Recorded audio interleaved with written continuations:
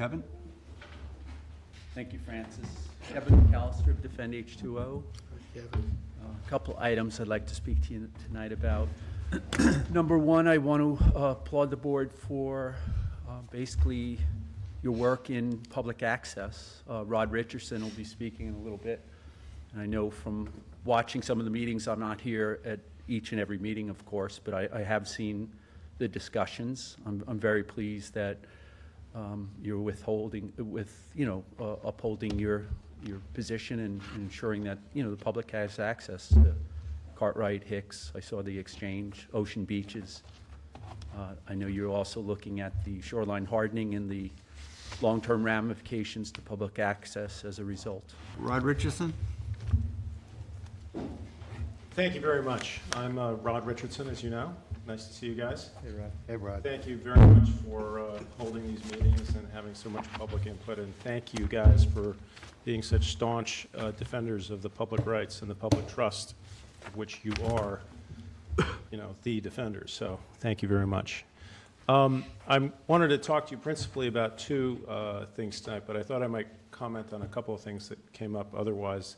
I wanted to compliment David on his presentation on Napeague Bay. I believe he's 100% accurate about that. I've been sailing out in those waters all my life with many, many of the older generation of sailors, and all of them, to a man, referred to that water in the south part of Gardiner's Bay as Gardiner's Bay, not Napeague Bay, ever. So, that really is a mistake that got into the charts that shouldn't have been there. And, anything you could do to correct that would be a service. But we've mentioned, Hicks Island and Cartwright Island, and I actually wanted to speak about both of those tonight. But let me just start with Cartwright, and more that I had, it's been a while since I've addressed you about that, and I'm wondering if you guys have considered that issue of the public access to Cartwright and the issues that are raised and what you guys are going to do about that. I think, We have Steve Varner's on. Varner's researching it. Yeah, we have We retained a Historian. historical, Record, Historic study. researcher. title. and he's going to find the answer. Great. Would it be possible for me to talk to him? I'd love to, hear his thoughts and. well, he's in progress on the report. He will be presenting to the board in, probably about 30 days now. Right. So- You can go down and talk to him. That particular part of the library has special hours, just check, and I'm sure he'll chat with you. Is he a librarian there? Yeah, he's the historic librarian. All right. Let me. Is he I in may the have- archives room? Yeah. Yeah, okay. I may have dug up some things that he may not know about. Cool. He's actually on David's letter, Yeah. Steve Borner, Boehner. Oh, right. Borner. I thought you said, no, I talked to him before. Yep. Well, in any event, I will certainly, check in with him. So he's looking in just what is the actual question that you focused him on? Well, whether or not we Ownership? have ownership of, Well, not us, no. It's, If Cartwright is if sailing it's separate owned from by the Gardner. Gardner or not. or the state? Is that the question? That would be the Well, question. I inquired with the state, Because we own the foreshore. and the gentleman told me from the state. Not out there. Not out there? No, our patent goes to the northern shore. So the fellow I spoke to from the Bordered by state, Gardner's Bay. he said that his records show closest to 3 mile, East Hampton, with regards to Cartwright Island, was East Hampton, and then it looked like the middle was the state, and there was a section closest to Gardiner's Island that he thought, it appeared that the Golay family gardeners owned that. But he said to me, but I highly recommend that you go to the deeds and they'll tell you more clearly. Right. But it was interesting that, he put me on hold and came back and said, it looks like 3 people or bodies own it. Right, no, it's very confusing. Yeah. And the other issue, Rod, is, is there ownership into the water? Or Right. is ownership to a rack line or, mean high tide line? Mhm. So there may be other issues that are brought to light by Mr. Borner's research. Sure. So he projected a He's a, he- two-month. but he's a historian, not a lawyer, right? Correct, but he does title work Right. and title research, and he projected a 2-month lead time. So it seems like he's planning to do a pretty deep dive on this. Oh, good. Well, that's great. So So, about 30 days out from right. him. And his area of Compiling his expertise is history, historical titles. You know, I think, you know, we actually, you know, that's what the town was basing their arrest of me on, was that, that tax map, which says that the Gardners own Cartwright. But if you look at the, you know, way they've defined their ownership in the agreements between the McGinty administration and the Galays regarding their conservation easement, and the management agreements, these two different agreements which are on Cartwright Island publicaccess.com. It's really clear that the full estate is defined by one tax map number for Gardner's Island. And Cartwright is a separate tax map, and it's not included in the legal definition of their island, right, of what they own, of the full estate. So then when you go to the actual tax map number, and then you look up the deeds in the county, which we did, what you find there is there's no mention of Cartwright Island. There are deeds for Gardner's Island in the Cartwright file. That's what they got. So we had a date of October 4th to provide for the, you know, court date for the district attorney to provide discovery in my case with them. They are obligated by the judge to prove every single particular of their case. And they are obligated to share that with the defense. They failed to provide discovery. And I think they failed to provide discovery because they are suddenly realizing that there is nothing there. They don't have anything. So there's literally just this big myth of the ox and nothing else. But I think as you deliberate on this, I think one important point that you guys should keep in mind, and this is where my thinking goes, is that whether this is publicly owned or privately owned, it doesn't really matter. Because either way, there's definitely a public access right, right? We know that there's a public access right from the public trust doctrine. And even if they own into the water, there's been centuries of use by people in the town of East Hampton. And that use, continuous use, every single year by hundreds of people, would have established, you know, a public right. So that there's definitely a public access right by public trust doctrine, by continuous use, by whatever. And even if they own, you know, into the water, by their Donegan patent, they too are in the shoes of trustees of the public trust.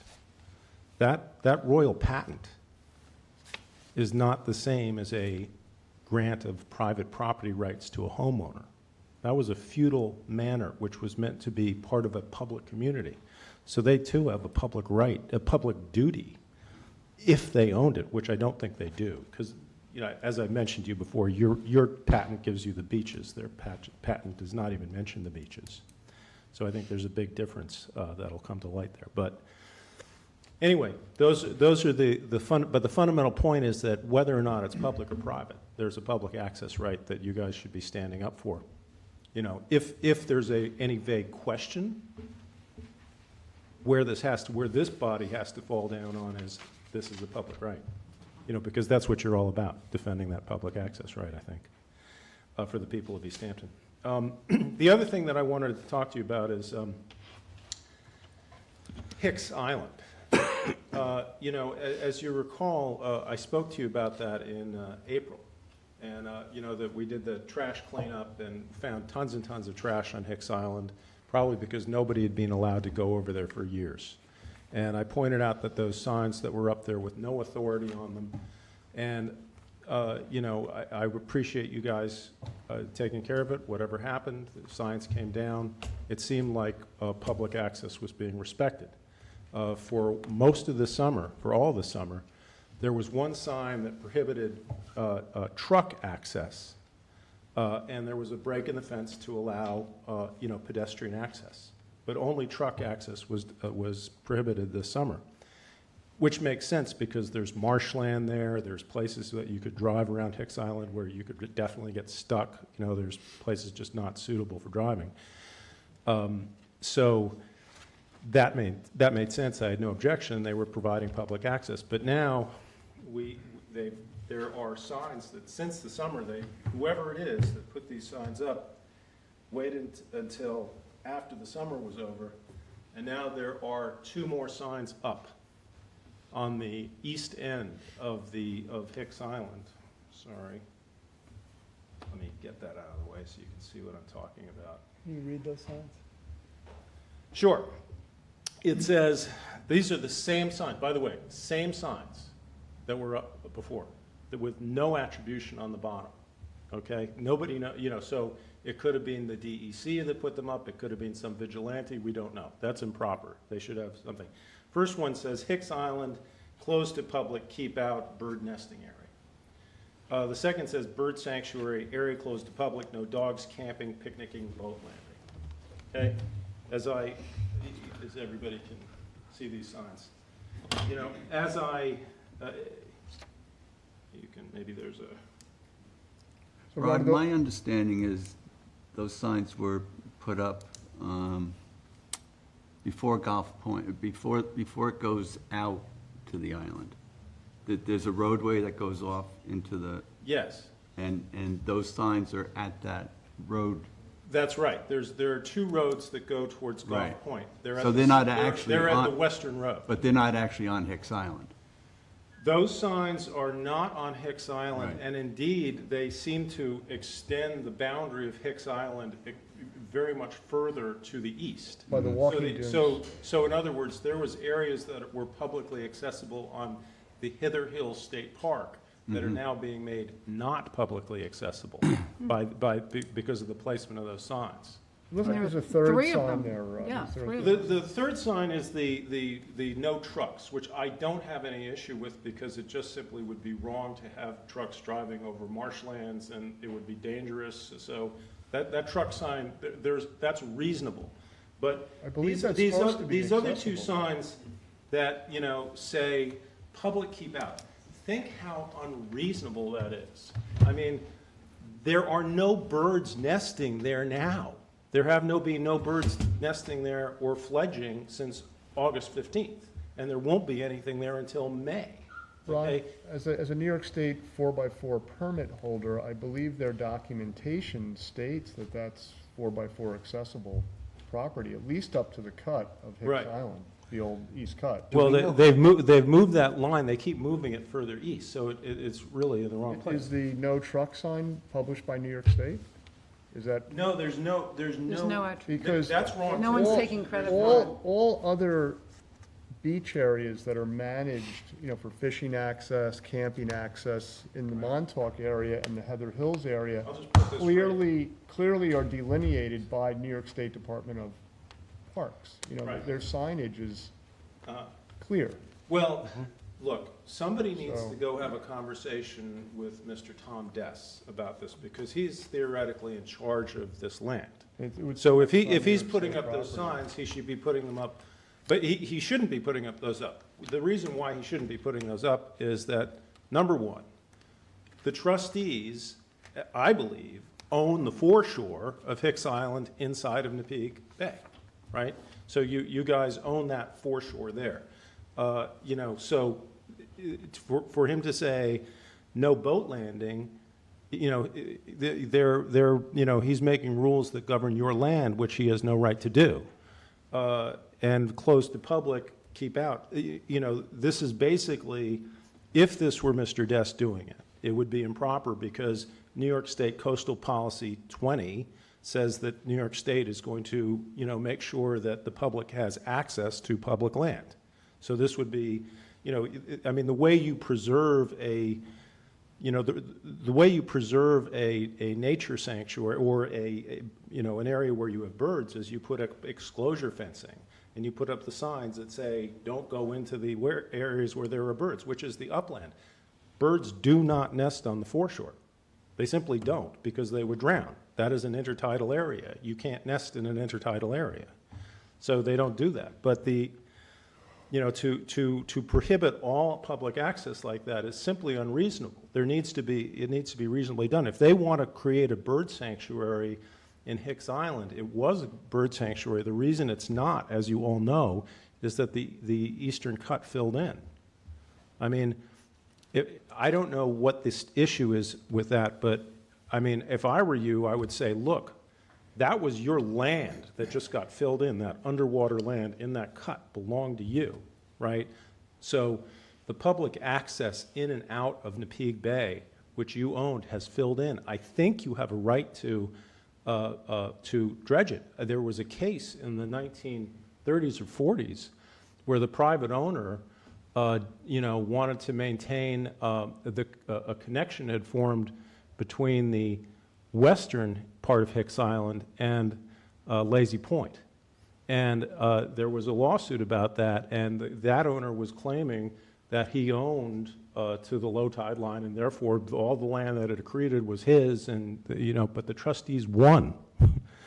So, I mean, it seems to me, pointing to that case, you guys would win very easily if you said, hey, that was our cut there that closed in, and we want it opened up.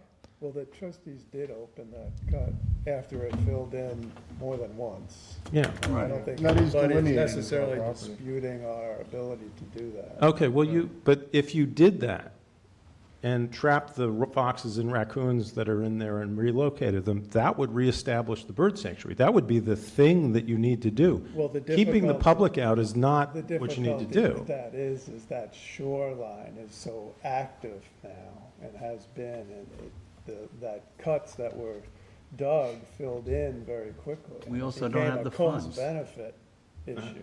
We can't even consider it because of the cost. Right. It's a Multi-million dollar It's a- project. We've looked into it before.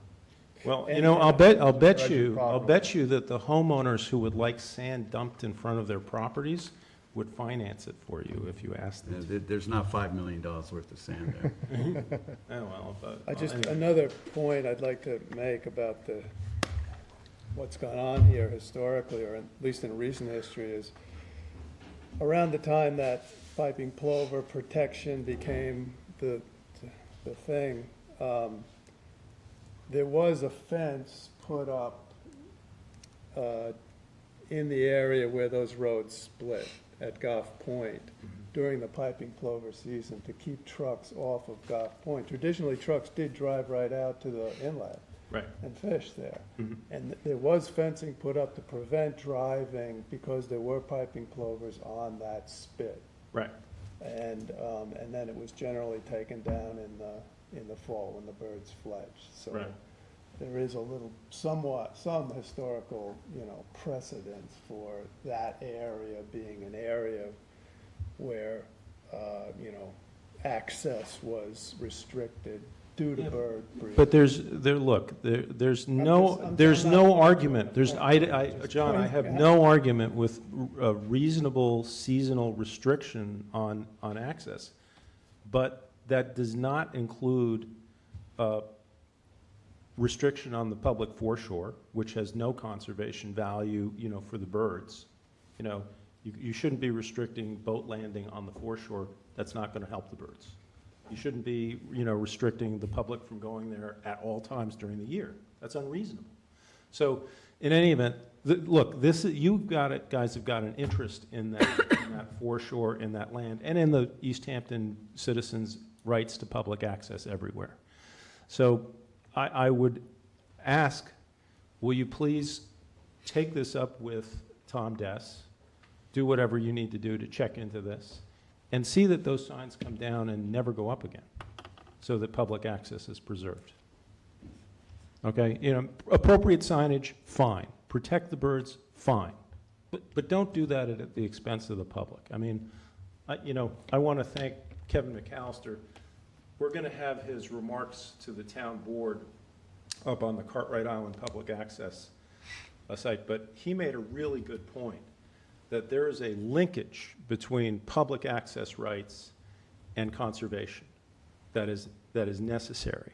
And his points about that are, I'm going to bungle what he said because it was a sophisticated point, but basically every conservation law in this country, really is rooted in the public trust doctrine. It's rooted in the idea that, this stuff belongs to the public, that the public has a right to enjoy it, and we preserve it because it's a benefit to the public in doing so. So when you start to limit public access and limit, when you say to the school children, oh, you can't go there because you'll get arrested if you do, that's wrong. I mean, our students, our kids should be able to explore nature freely. They should be able to go out there and, walk, as long as they're not in the bird areas, they should be able to, play pirates and whatever they want, because that's what's going to create the next generation of conservation lovers who vote for conservation protections. So, in any event, I've made my enough points, but by the way, I want to applaud you, Brian, and you, Del. I think you're right on about, the cigarette issue in this regard, too, because what you guys are all about is protecting public rights, not limiting them. So I think that you want to find a way to solve these problems where you expand freedoms rather than contracting them, if you can, because you're rooted in protecting freedom, not in denying it. Okay? One thing I'd like to, Sure. I guess, make a point or state my concern and maybe ask what you think about it is, and this might apply, well, how do you square, this is what goes around in my mind, how do you square, okay, you got a public right to access. Yes. You also have a public interest in maintaining healthy wildlife populations. Now, you have colonial nesting birds that do like to be relatively isolated when they breed. Yeah. And I feel as though, especially in a place like Cartwright, if you allow people to access the foreshore, you're going to threaten the birds' breeding behavior to the point that they won't breed there. It's not just a matter of whether they're on the nest or not on the nest that the birds are going to breed or not breed. How do you square that, as a public interest? You sort of have to take those two things into account, in my mind. Well, I think that, if I may, I'll show you some images of Cartwright to explain what you do. But basically, you do what you do on the mainland. The same procedures on the mainland apply. When you have an area where the birds are nesting, you put up the exclosure fencing. Well, you're talking about piping plovers. What? You're talking basically about piping plovers. I'm talking about, say, common terns. I mean, common terns, not that long ago, bred on Hicks Island. They haven't bred on Hicks Island for about 40 years, I'd say. Well, I have a feeling it's because the more people were around, accessed Hicks Island, maybe also wildlife got onto Hicks Island. I may be wrong about this, but I believe there were terns on Hicks Island before the cut filled in. I believe that there were terns coming back, that there are reports that say they were actually coming back. There were nests there about 10 to 15 years ago. But let me just say one thing about Cartwright Island. People have visited Cartwright Island without any harassment throughout the 20th century. I mean, I did, my family did, I know hundreds of people, and yet there were plenty of birds out there the whole time. There's no evidence whatsoever that public access that was allowed then had any harm. Not one iota of evidence that there was harm. So my suggestion is that, so the idea that, oh, this is going to, destroy the bird is a myth where there's no basis for it. Rod, do you see any difference in East Hampton between those days and today? Do I see any difference? Any difference whatsoever? Sure, I do, but not. And one of the differences that I see is like this insane militarization that's gone on in Gardiner's Bay. Pardon my colorful word for it, but when you have patrol boats going up and threatening families with children and telling them that they're going to get arrested. Well, I'm just thinking of Hicks Island. We're talking about Hicks Island. Right. And it seems to me that if you were to just allow free access to that island today, it would be overrun. It would totally be overrun. I doubt it. I don't doubt it the least. I think if you say, look, if you say to people, look, you have you have exclosure fencing where there are birds, right? And you allow people to go on the foreshore, they can walk on the foreshore around the island, they get an experience of nature, the birds are protected, I don't think it's gonna do any problem. Do you But- recall why the East Channel was allowed to close? You know why. Why it was allowed to close? Right. Because I don't think it's allowed. I think I know. Because the harbor wouldn't support two cuts? No, it was because the local guys were annoyed that there were boats coming from Connecticut and other places and coming in there and anchoring. Well, there was And dredging that was proposed. how long ago? There was dredging proposed in And today, 88. with the population, the number of people, I just don't see it Well, remaining the way you think it's gonna be. I'm sorry. well, I agree with you 100%, and that we need to have a discussion with Tom Dess about the Right. foreshore and that. If the state wants to deny access to their land, we may have an opinion, but I don't think that we can fight that battle. yeah, but I don't think they can deny access to the foreshore. No, I agree. So they can't, agree. they can't have a sign that says public keep out, or. But they you say- keep they talking can say, public keep out above the high water mark. Right. They could say, Right. they can say no camping, I suppose, but they can't say public keep out. And on the entirely. other side, they can keep us out. So all I'm saying is these signs go too far. But John, to answer your question about Cartwright, because I think you were asking about Cartwright. The birds nest in two locations on Cartwright right now. There's at the extreme north end and at the extreme south end, there's high ground.